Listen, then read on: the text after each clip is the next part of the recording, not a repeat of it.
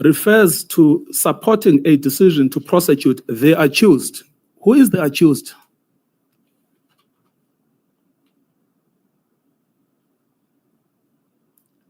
All the accused in the racketeering charges. Yes, that's where we come back from, where you say no evidence justifying the decision. And now we understand that you would accept in relation to one, that there was evidence justifying a murder charge against Mr. Padiache. But not a racketeering charge. Yes, I understand. Anyone. You've made that clear. I'm asking you a different question. Was there sufficient evidence, in your opinion, having studied the dockets, if you did, to support a murder charge against Major General Boyson? There wasn't. There wasn't. Now, you gave evidence earlier that you did not study the dockets and you relied on a memorandum by Advocate de Kock. Was that evidence accurate? That's correct, but my answer now also relies on the evidence of a report of the DPP KZN. Yes. I'm not asking you about the DPP KZN. I'm asking you, at the time you took the decision to institute a disciplinary case against Advocate Chauke, you relied on the report of Advocate de Kock. You never studied the docket. Is that not correct?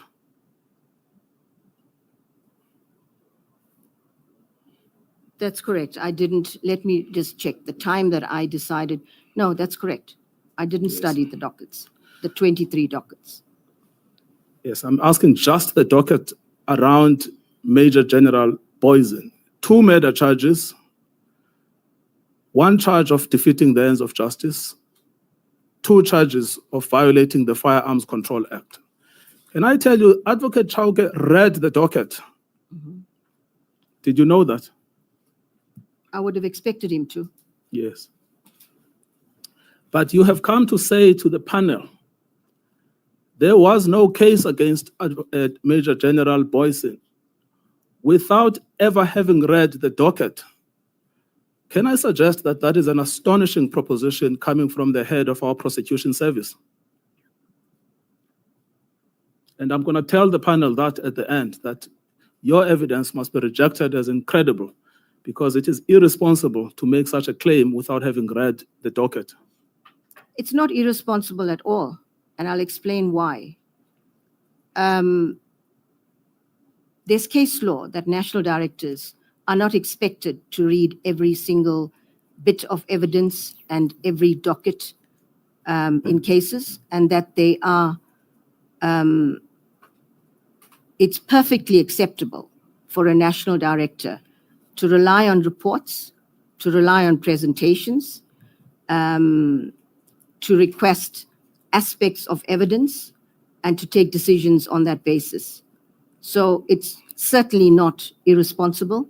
It is what is expected of a responsible national director. Yes. But can I also suggest something else to you? That Section 2 of the Prevention of Organized Crime Act is within the exclusive power of the NDPP. Do you accept that? I'm not sure what you mean by exclusive power, but Well, certainly... only the NDPP can sign a racketeering certificate under Section 2, subsection 4. I would have thought that to be obvious. Certainly, I agree that only the national director can sign that authorization. And exclusively the NDPP. No one else can sign a racketeering certificate. That's correct. Yes. Now, it's in that context that I say, for you to tell the panel that there is no case against Major General Boyson, also of racketeering, without ever having studied the docket against him, is a grossly irresponsible thing.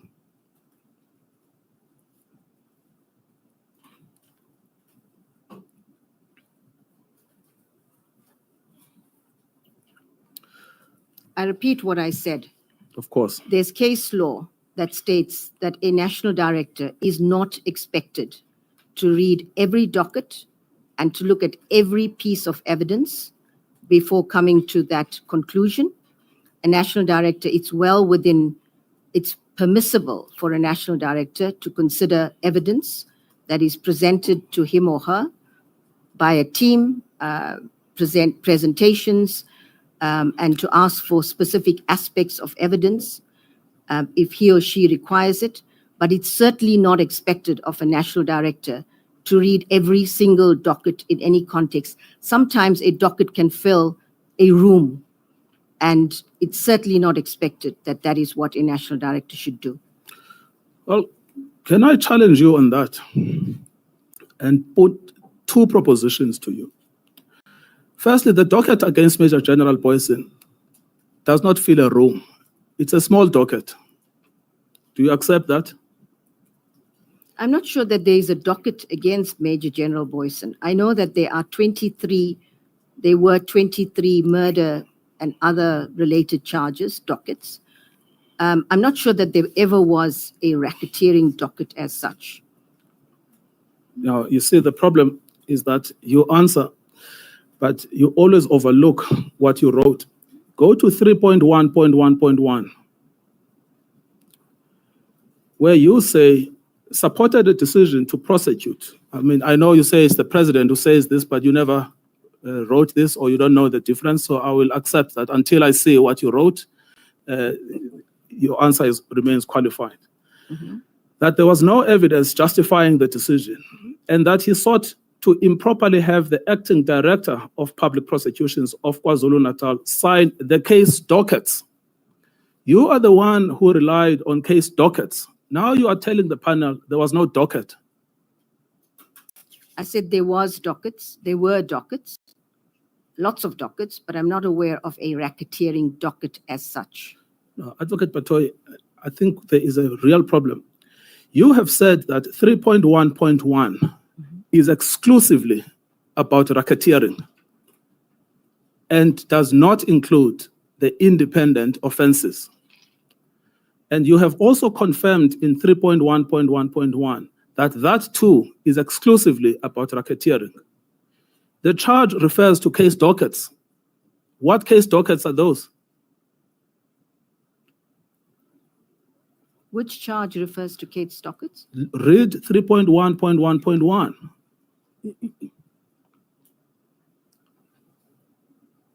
Yes, it does appear there. It was put there by you. I'm not sure about that. We'll have to check that. Yes. But then answer my question, please. The docket that is referenced, we have gone through this exercise ourselves. It is only 7 charges against Major General Boysen. Mm-hmm. It is not the exaggerated docket that fills a room. What do you say to that? The only point I made about dockets that fill a room is to make the point that it is not expected of a national director to read every bit of evidence when a decision is made. That's the only reason why I mentioned that. But getting back to this issue, there were dockets there were the 23 case dockets. I'm not aware. Let me read this carefully before I answer this.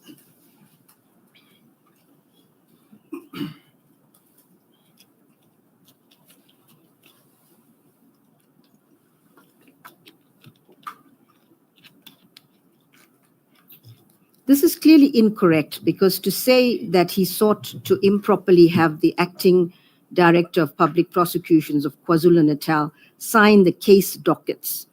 It's not our case that Advocate Chauke asked the DPP to sign any case dockets. So this is clearly incorrect. And so the charge is incorrect. If I may be allowed to complete. Yeah, all right, sorry, I thought you had finished. Please continue. It's okay. And or the prosecution memo. He sought to improperly have the acting sign the case dockets and or sign the prosecuting memo. If you read it like that, it's incorrect. That is not what we're saying. So charge 3.1.1.1 is a wrong charge. It's incorrect. Well, incorrect and being wrong are the same thing. Well, part of it is correct, is that Advocate Chauke supported a decision to prosecute the accused, notwithstanding that there was no decision, no evidence justifying the decision. And then the next part of it is incorrect to the extent that I've indicated.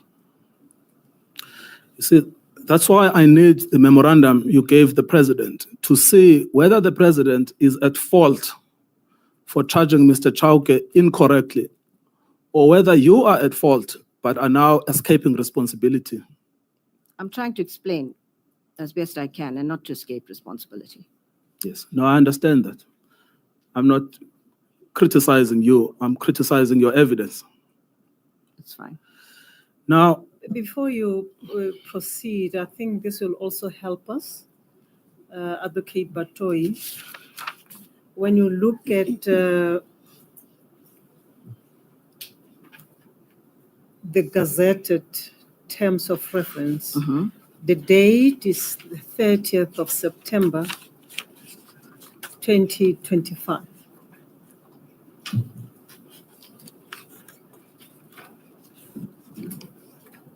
I don't have that gazetted copy in front of me. The front page of the Gazette. I have it now.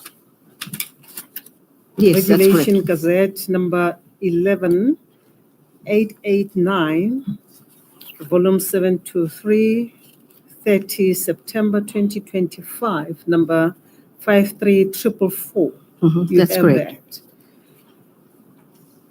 When did you see for the first time the gazetted terms of reference?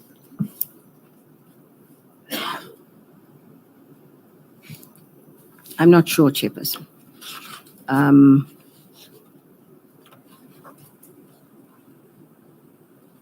I can't recall when I saw it for the first time. Should I assume that by 1 October 2025, you had already looked at the terms of reference? No, we can't assume that, Chairperson. Should I assume that by the 17th of October, when this inquiry started, I beg your pardon, by 17th of November, when this inquiry started, you had already looked at the gazetted terms of reference?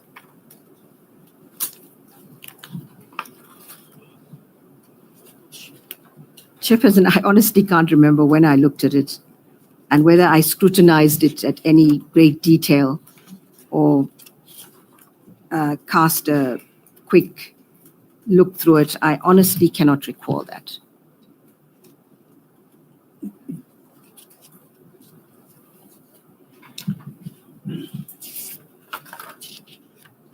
When you took oath, the first day you took oath, had you already looked at the terms of reference? Chairperson, on the first day of the inquiry. On the first day you took oath? I would certainly have had a look at it, but I don't know to what detail.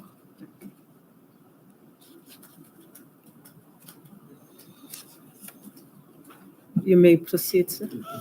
Just one thing. Advocate Batohi, when the bundles or documentation was prepared for this inquiry, it was prepared with a view to addressing issues raised in the terms of reference. Is that correct? I'm not aware that it was prepared for that specific purpose. Did you care to establish as to whether the documentation was prepared for that purpose? No, I didn't.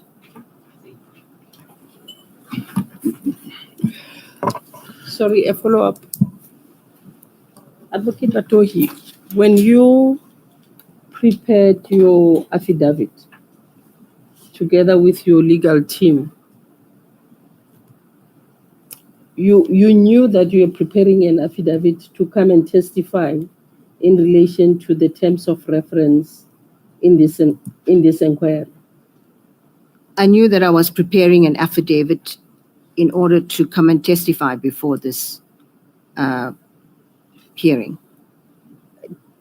Testify in this inquiry in terms of the terms of reference, wherein you referred a matter to the president, who then constituted an inquiry and issued the terms of reference to deal with whatever you referred to the president. Yes, the terms of reference were for the panel, and of course, evidence was going to be provided to support what's in the terms of reference by various witnesses. Advocate Batohi, when you prepared your affidavit, you prepared your affidavit to sustain the allegations that you made to the president, which, well, I'm not sure whether rightly or wrongly, convinced the president to constitute a panel. But the president depended on the evidence or on the information that was supplied by you, which you intended to support by way of an affidavit that served before this panel. Is that correct? I didn't prepare the affidavit with an intention to support the terms of reference. I prepared an affidavit on the basis of what I knew and what I did in this matter. It's not like I prepared the affidavit and then checked whether it's aligned with the terms of reference. That's not what I did. And what you knew is what you submitted to the president for the president to take a decision to set up an inquiry. That's correct. Thank you. Thank you, Madam Chair. Advocate Batohi, I'm not yet done with this inquiry about case dockets. Mm-hmm.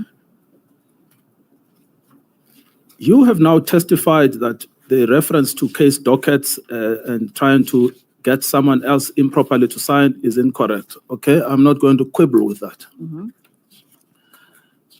But do you accept that the case against Major General Boysen, whether contained in a docket or elsewhere, is a fairly narrow case? It is not the example that you posed of a docket filling up a room. It's certainly not a docket that fills up the room. That's correct. Yes. Now, it also continues to say, and or prosecution memorandum. Mm-hmm. That's one of the things I don't understand. You never gave evidence in this inquiry that Advocate Chauke sought to have Mr. Molotra sign a prosecution memorandum. Is that also incorrect? I mentioned earlier that is incorrect. Yes. So both that case docket reference and the prosecution memorandum are wrong.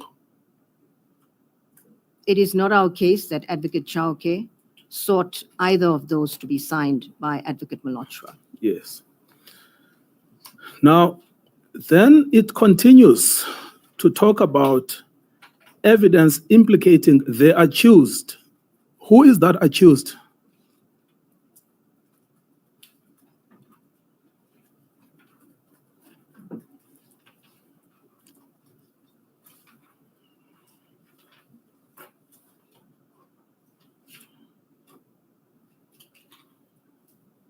I would imagine it's all the accused. All of those accused with what? Because there are people like Mr. Mostert, 11 counts of murder. Does it include them or not? For racketeering charges. So all of the accused on racketeering. That's correct. Yes. Now, the way then it would read is that the case docket would be a case docket for racketeering. The prosecution memorandum would be a prosecution memorandum for racketeering. But because the charge is wrong, we can strike that out. We can put a red pen across that. Can you repeat that?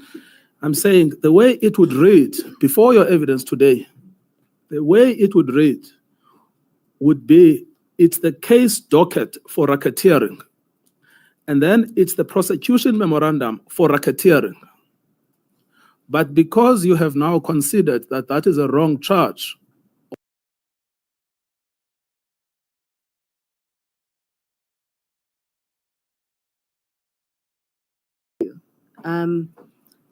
I have a case docket for racketeering. I'm aware of a lot of other dockets, the 23 murder dockets and related charges. I don't even know if there was a case docket for racketeering.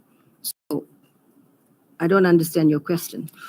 well, my question is exactly linked to what you have just said, that you've charged someone for trying to get a signature on a case docket that you say doesn't exist.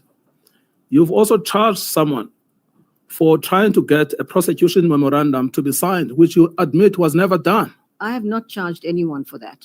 All right. I did indicate that that is definitely not the case, and that is definitely an error on that, because there's no evidence at all that Advocate Chauke was required to do any of these, either sign a case docket or sign a prosecution memo. Yes. The evidence is that he sought Advocate Mlochwa to sign the indictments. Indeed, there is not a single charge here that refers to an attempt to sign an indictment. If That's you can correct. see it, show me. That's correct, there isn't, Yes. and it's not meant to be, because Yes. there's no evidence to that effect. No, I thought you said the case against Advocate Chauke is that he sought to have Advocate Mlochwa sign an indictment. That's correct. I am saying to you, there is not a single charge here that refers to Advocate Chauke attempting to get Advocate Mlochwa to sign an indictment. That's correct. I'm not aware of the other, if it's anywhere else on this, but But certainly you not. can go through them now, there is enough time, and then show me where it is alleged that Advocate Chauke sought to have Advocate Mlochwa sign an indictment.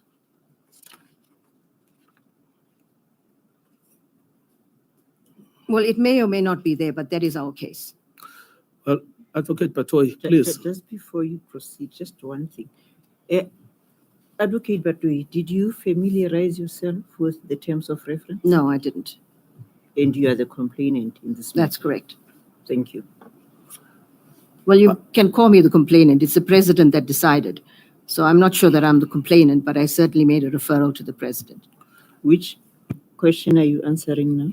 Whether well, it wasn't a question. It was a comment that I am the complainant in this matter. And I'm seeking to clarify that I don't see myself as a complainant. It's Thank the you. president who decided. I made a referral to the president. Thank you. All right, I'm going to come back to this question by Madam Panel Member Ramachakha, but I still want an answer to my question, which is, show me where it is alleged that Advocate Chauke sought to have Advocate Mlochwa sign an indictment. I accept from you that it isn't. Otherwise, it's going to take me a while to read this entire terms of reference. No, it won't take you a while. There are only 5 paragraphs. So you can do that now and tell us which paragraph refers to Advocate Chauke trying to get Advocate Mlochwa sign an indictment. May I, Advocate Ngcukaitobi? It's 10:15. And perhaps in fairness to you, Madam, as we take a 15 minutes tea break, you will go through the terms of reference to enable you to answer the question that Advocate Ngcukaitobi has just asked you in relation to whether there is any referral in the terms of reference, if I capture his question correctly, that appears in the terms of reference in the entirety. And when we reconvene, you will then answer the question.